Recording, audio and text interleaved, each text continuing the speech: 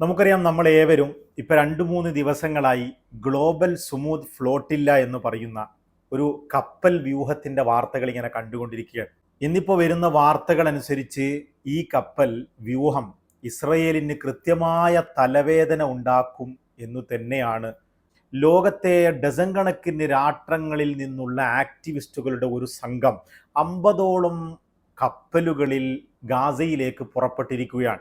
ഇതാണ് ഈ global സുമൂത്ത് flotilla എന്ന് പറയുന്ന 50ഓളം കപ്പൽ വ്യൂഹം ഗാസയിലേക്ക് അടുക്കുന്നു എന്ന് പറയുന്നത്. ഈ കപ്പൽ വ്യൂഹം സ്പെയിനിൽ നിന്ന് പുറപ്പെട്ടതാണ്. ലോകത്തെ വിവിധ രാജ്യങ്ങളിലെ ആക്ടിവിസ്റ്റുകൾ അതിലുണ്ട്. അപ്പോൾ അത്തരത്തിൽ ഈ കപ്പൽ വ്യൂഹം ഗ്രീസിൻ്റെ തീരത്തുകൂടെ പോകുമ്പോൾ അവിടെ അന്താരാഷ്ട്ര ജലാതിർത്തിയിലൂടെ പോകുമ്പോൾ ഒരു ഡ്രോൺ ആക്രമണം ഇവർക്ക് നേരെ ഉണ്ടാവുകയും കപ്പലുകൾക്ക് കേടുപാടുകൾ സംഭവിക്കുകയും ചെയ്തു എന്നുള്ളതാണ്.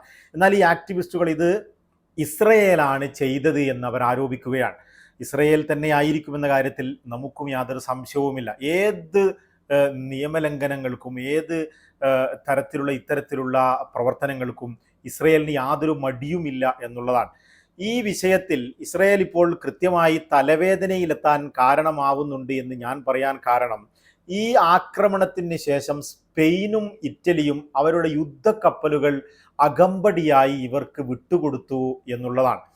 അപ്പൊ ഇത്തരത്തിൽ ഇറ്റലിയുടെയും സ്പെയിനിൻ്റെയും യുദ്ധക്കപ്പലുകൾ അകമ്പടിയോടുകൂടെ ഈ കപ്പലുകൾ ഗാസയിലേക്ക് എടുക്കുമ്പോൾ ഇസ്രയേൽ 18 വർഷമായി തുടരുന്ന ഈ ഗാസയിലെ കടൽ തീരത്തെ ഉപരോധം ഇവർ തകർക്കുമോ എന്നുള്ളതാണ് നമുക്കിനി നോക്കിക്കാണേണ്ടിയുള്ളത്.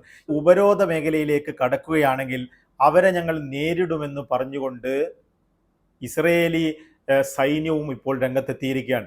ഇവരെ ആക്രമിക്കുകയാണെങ്കിൽ ലോകത്തെ വിവിധ രാജ്യങ്ങളുടെ പൗരന്മാർക്ക് അപകടം സംഭവിക്കുകയും മരണത്തിനിടയാവുകയും അവരുടെ സാധനങ്ങൾ നഷ്ടപ്പെട്ടു പോവുകയും ഒക്കെ ചെയ്യാനുള്ള സാധ്യത വരികയാണ്.